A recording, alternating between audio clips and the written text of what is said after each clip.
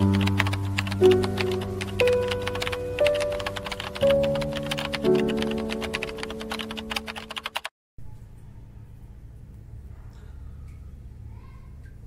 उठावं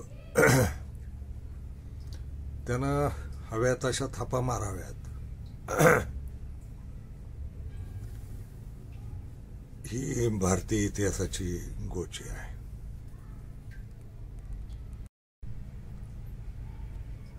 ज्यानं उठावं त्यांना हव्यात अशा थापा माराव्यात ही एकूण भारतीय इतिहासाची गोची आहे.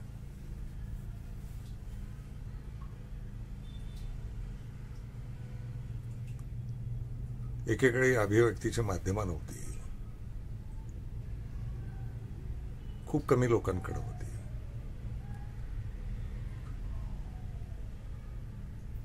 ते लिहायचे, ते लिहिण्यात सुद्धा पुन्हा ते स्वतःच्याच बाजूने इतिहास लिहायचे. जगातल्या कुठल्याही गोष्टीला दोन बाजू असतात, एक स्वतःची बाजू आणि एक समोरच्याची बाजू. तर भारतातला इतिहास हा बहुधा स्वतःच्या बाजूचा इतिहास लिहिला गेला. आणि स्वतःच्या बाजूचा इतिहास लिहिताना केवळ माणूस म्हणून नाही लिहिला गेला. भारतात भेदांच्या अनेक टोळ्या आहेत, धर्म जाती आहेत, पंथ संप्रदाय आहेत, विचारधारा आहेत, प्रदेश आहेत, भाषिक अस्मिता आहेत.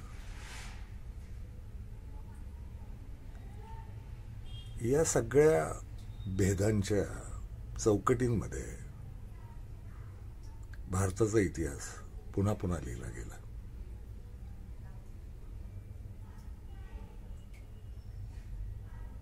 त्यामुळं स्वतःची समर्थन करणं आणि दुसऱ्यांना नावं ठेवणं हिणकस ठरवणं अशा इतिहासाच्या मांडण्या झाल्या. पुन्हा इतिहासाचे काही भाग आहेत. एक भाग आहे सत्तांचा इतिहास, राजकीय इतिहास आणि राजकीय व्यक्तींचा इतिहास. आणि दुसरा भाग आहे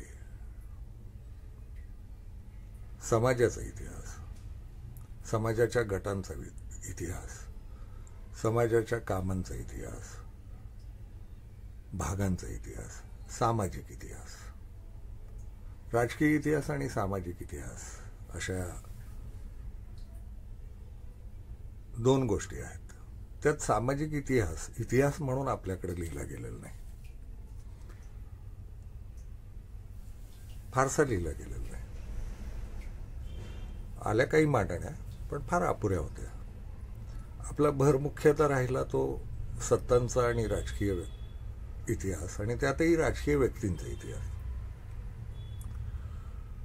आणि त्यातही राजकीय व्यक्ती ही आपल्या जातीची, धर्माची, पंथाची, प्रदेशाची अशी आहे का, याच्या खूप मित्या लावल्या गेल्या आणि त्यानं इतिहासाचं नुकसान झालं.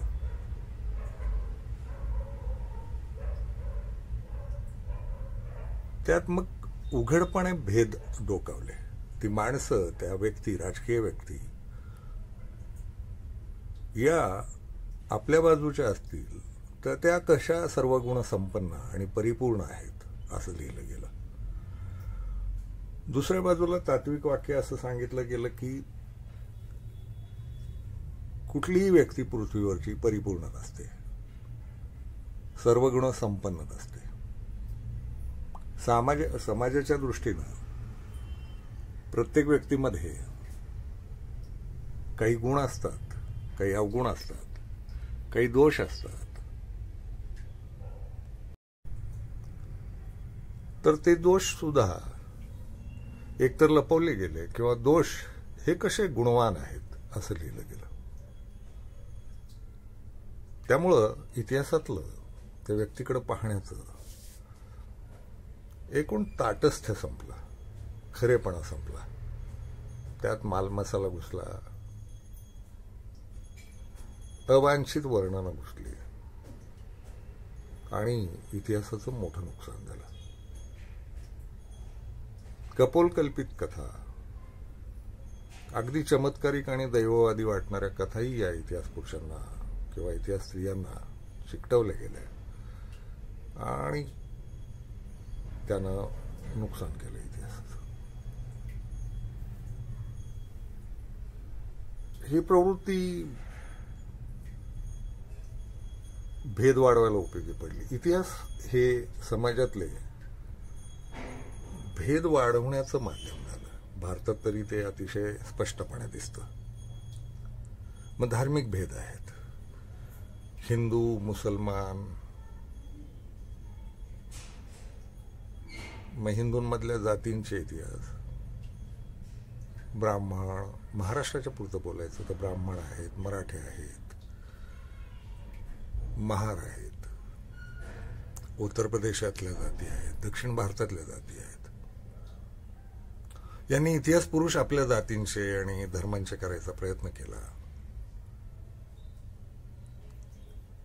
आणि मग त्यांची कामं किंवा त्यांची वाईट कृत्य या दोन्हींकडे ताटस्थ्यानं पाहण्याची आपली दृष्टी मेली. हे इतकं घातक ठरलं. आणि आता तर माध्यमं खूप वाढलीत, सामाजिक माध्यमं, लिहिण्याची माध्यमं, पाहण्याची माध्यमं प्रत्येकाच्या हातात आलीत आणि जो वाटेल तो उठून थापा मारणं, हव्या तशा मनगडंत गोष्टी करणं आणि इतिहास पुरुषांना त्या चिकटवणं. आणि त्यातला सगळ्यात वाईट भाग म्हणजे इतिहास पुरुषाकडे पाहताना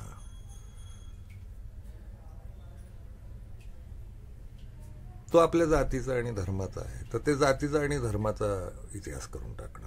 त्या माणसाचा, तो व्यक्तीचा इतिहास म्हणजे जातीचा आणि धर्माचा इतिहास. खरं तर कुठल्याही माणसाचा, राज्यकर्त्याचा इतिहास हा जातीय धार्मिक चौकटीत बसून आजच्या काळात नाही पाहता येत. म्हणजे वर्तमानात आपण काय करतो आहोत तर इतिहास पुरुषांना आपापल्या जातीत वर्तमानात कोंबायचा प्रयत्न करतो आहोत. तर तोटा असा होतो की त्या बऱ्याचदा काय होतं की त्यातल्या खूप कर्तबगार माणसांचा इतिहास, माणूस म्हणून इतिहास हा मरतो. त्याला जातीय चौकटी कोंदणं लागतात आणि जातीय धार्मिक आजच्या काळात त्यांना बसवायचा प्रयत्न होतो. आपल्याकडचं मोठं उदाहरण म्हणजे शिवाजी महाराज.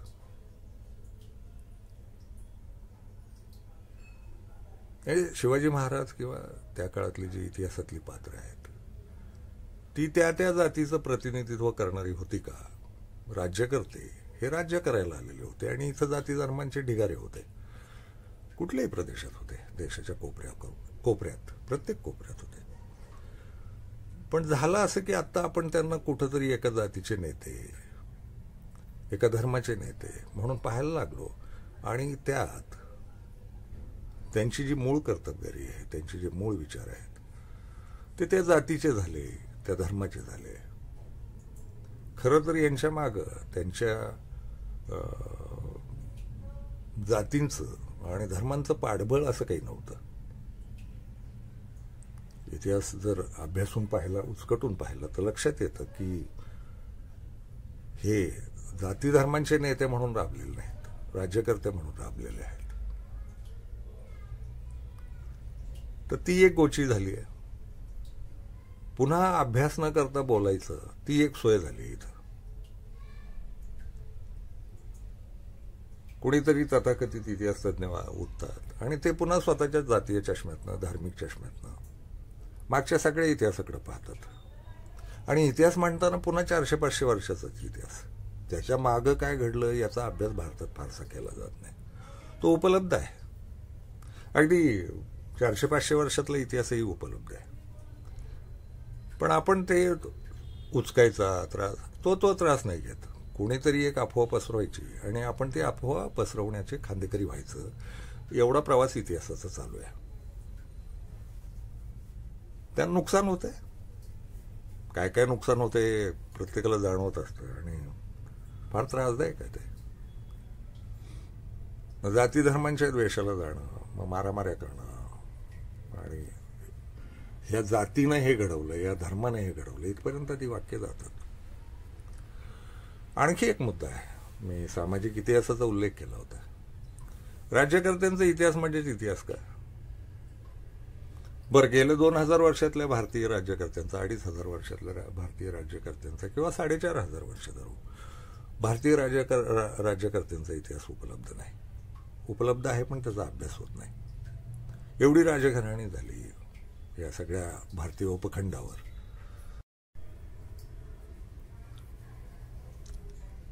तर दुसरा मुद्दा आहे तो सामाजिक इतिहासाचा. समाजाच्या राजकारणाचा इतिहास किंवा समाजाच्या जगण्याचा इतिहास म्हणून आपल्याकडे लिहिला गेलेला नाही. तो आहे आणि तो सहज उपलब्ध आहे. मजेशीर गोष्ट अशी आहे की भारतीय ललित साहित्य,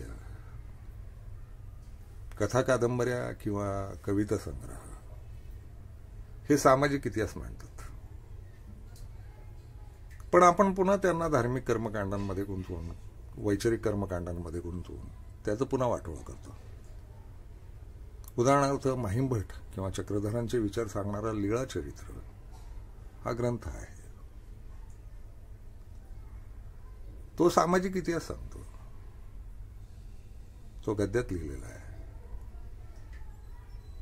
नामदेव गाथा आहे, नामदेव महाराजांनी लिहिलेली, तिथपासून घेऊन अगदी तुकाराम महाराजांपर्यंत.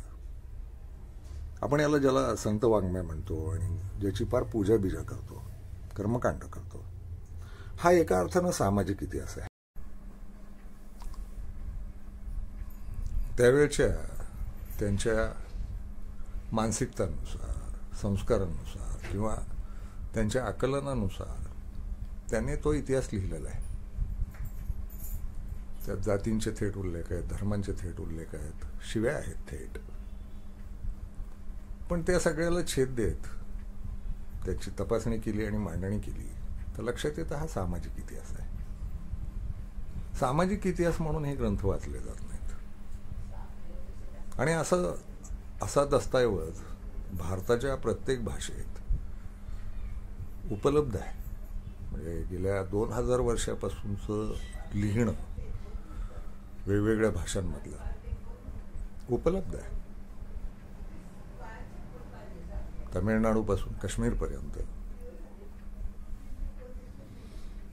आणि अरुणाचलपासून गुजरातपर्यंत प्रत्येक भाषेत मधल्या काळात संत साहित्य, पंत साहित्य असं म्हणून जे साहित्य उपलब्ध आहे तो सामाजिक इतिहास आहे. तो कवितेतनं मांडला गेला, कधी गद्यातनं मांडला गेला. आपण त्या बाजूने त्याचा अभ्यास नाही करत. तो झाला पाहिजे. पुन्हा या मधल्या 400 वर्षातही थोडी खंडित झालेली इतिहास लेखनाची परंपरा आहे महाराष्ट्रात, तरी ती पुन्हा अनेकांनी केली. दयानंद सरस्वती आहेत किंवा महात्मा फुले आहेत, न्यायमूर्ती रानडे आहेत. यांनी आपापल्या विचारानुसार लिहिलेलं आहे. म्हणजे असं म्हणता येत नाही की ते पुन्हा फार दुहेरी दोन्ही बाजूंचे होते वगैरे, असं नाही म्हणता येणार. पण त्यांनी आपल्या काळाला साजेसं त्यांना वाटतं तसं त्यांचं वैचारिक असं लिहून ठेवलेलं आहे. पुढचं मोठं उदाहरण म्हणजे डॉक्टर बाबासाहेब आंबेडकर आहे. बाबासाहेब आंबेडकरांनी सामाजिक इतिहास लिहिला आहे. आणि सामाजिक इतिहास म्हणताना नुसत्या जाती धर्म नाहीत, त्यांची त्यावेळची अर्थव्यवस्था, त्यांचं जगणं, त्यांची विचारव्यवस्था, त्या काळातल्या समाजाची विचारव्यवस्था सुद्धा यांच्या ग्रंथांमधनं आलेली आहे. ते रानडे असतील, दयानंद सरस्वती असतील, फुले असतील आणि आंबेडकर आहे. तर हा एक सामाजिक इतिहासाचा अतिशय आढळ्य दस्तऐवज उपलब्ध आहे.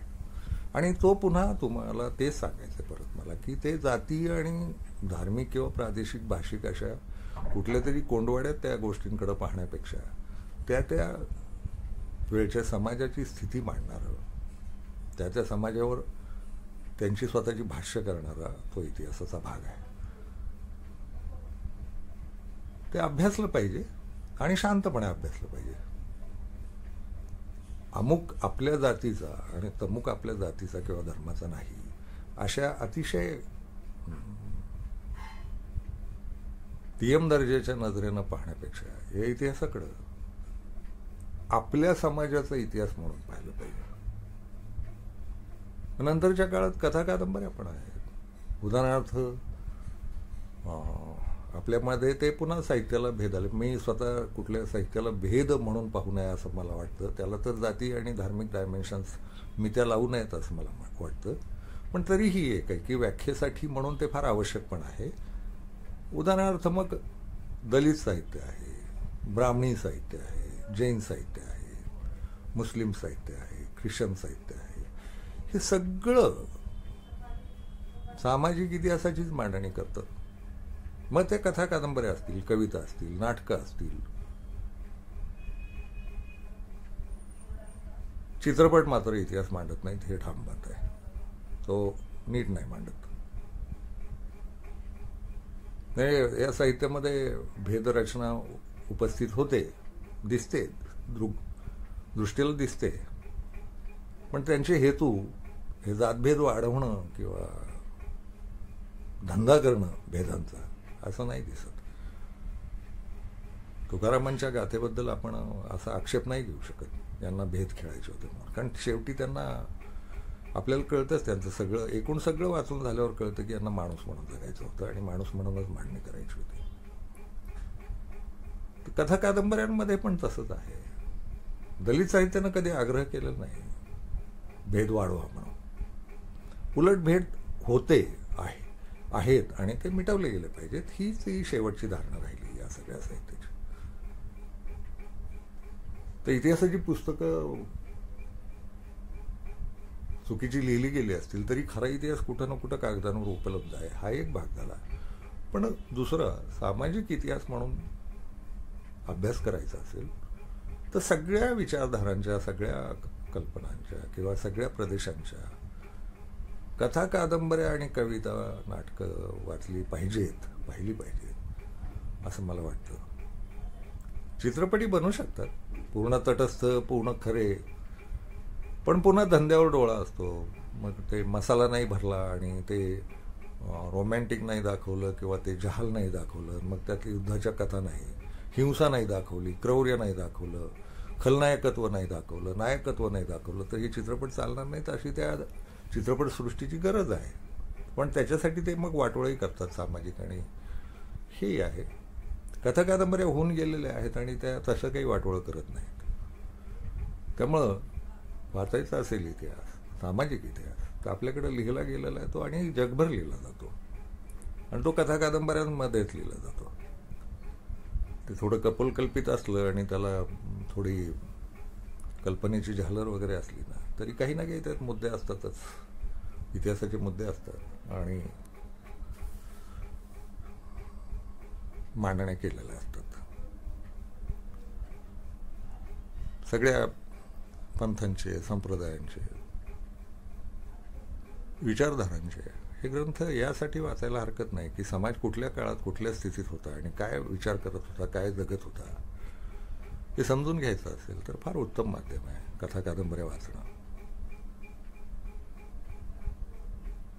शेवट असा आहे की आधी स्वतः वाचा, इतिहासाचं खेळणं नका करू. इतिहास हे खेळणं नव्हे. इतिहासानं समाजात पुन्हा दुहीच्या जन्मालेले माणसांमध्ये मारामाऱ्या, द्वेष सुरू होतील अशा पद्धतीनं इतिहास हाताळण्यापेक्षा, तो त्याचं खेळणं करण्यापेक्षा थोडी अक्कल वापरूया आणि शोधूया ना. कागद आहेत आणि नसतील तुम्हाला शोधता येत तर गप्प राहा. थापांची वाहक नका हो. हिंमत असेल तर जा, कागद शोधा, उपलब्ध आहेत, प्रत्येक ठिकाणी आहेत. पुण्यात आहेत, हैदराबादला आहेत, दिल्लीला आहेत, चेन्नईला आहेत, खूप आहेत. गेल्या 2000 वर्षातले खूप संहिता उपलब्ध आहेत. नसेल जायचं तिथपर्यंत तर कृपया किमान हे तरी नका करू की उगीच वाहक होत आहे आपण, कुणीतरी एक थाप खांद्यावर टाकायची आणि पोचवत राहायची. तर नका, वाहक नका हो. वाहक हे हमालीचं काम आहे आणि हे फुकटची हमाली झाली. बरं, यात काही होत नाही. हे हमाली हे दर्जेदार काम आहे, कष्टाचं, पैसे कमवायचं, पोट भरायचं. पण ही जी हमाली आहे ना, ही वांजोटी हमाली आहे. हिथनं काही निष्पत्ती होत नाही आणि तुम्ही येऊन जाणार आहात, तुम्ही मरणार आहात. काय राहणार तुमच्या इतिहासातून? कोण दखल घेत आहे तुमची? तुम्ही तात्पुरता एक दोघांमध्ये भेद पसरवताय, मारामाऱ्या करताय.